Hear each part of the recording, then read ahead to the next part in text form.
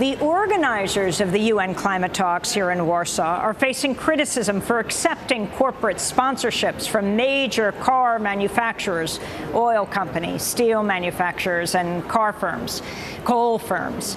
Companies include BMW and General Motors. Meanwhile, the Polish Ministry of Economy has teamed up with the World Coal Association to put on this parallel international coal and climate summit.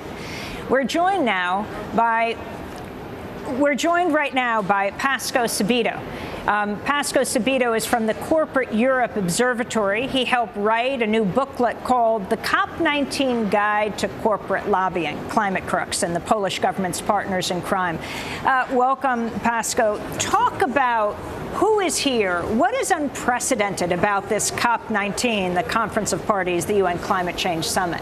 Yeah, I mean, I think just to say that this is perhaps the most corporate climate talks we've ever experienced. That's not to say that previous ones haven't had a large corporate influence, but what's different this time is the level of institutionalization, the degree to which the Polish government and the UNFCCC, the Framework Convention on Climate Change, have welcomed this with open arms and have actively encouraged it.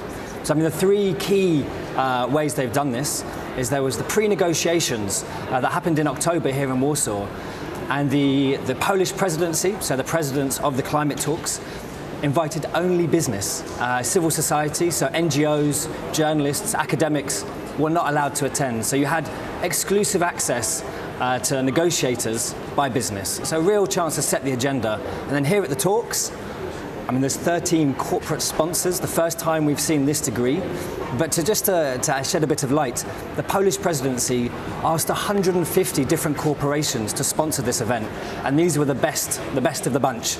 But I mean, as you said, General Motors, who are known for funding climate skeptic think tanks like the Heartland Institute in the US. You have BMW, who are doing equal things in Europe, who are trying to weaken emission standards. How is BMW trying to weaken emission standards? It's been leaning on the German government, on Angela Merkel, to delay a vote in the European Parliament that's supposed to say car emission standards will be improved, and instead it's had the deal delayed again and again and again, to the degree where actually now it's supposed to be voted on by the Lithuanian presidency. So this is perhaps a bit EU talk, but just to say, the Lithuanian presidency, who is supposed to be allowing this vote to happen in Europe, is also sponsored by BMW, has given them 180 cars for the presidency. And then it turns out that Angela Merkel's party, the Christian Democratic Union, also received €750,000 from BMW's owning family. So I think BMW have a quite a fishy role to play here.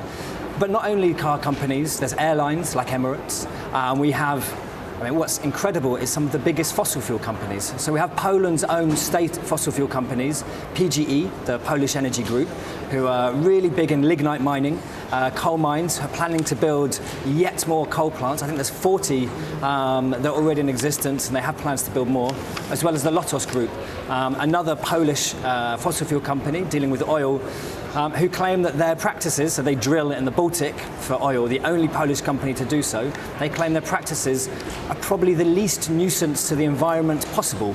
I'm not quite sure if they've been missing the news and haven't seen what's gone on in the Deepwater Horizon in the Gulf of Mexico, but oil drilling is not environmentally friendly. It's not something that we need to tackle climate change, and yet these organizations are here on the inside. I mean, they have their logos plastered all over this conference center, and as a result, they're able to wrap themselves in the colors of the UN and claim, wrongly of course, to be climate champions, which is incredibly damaging.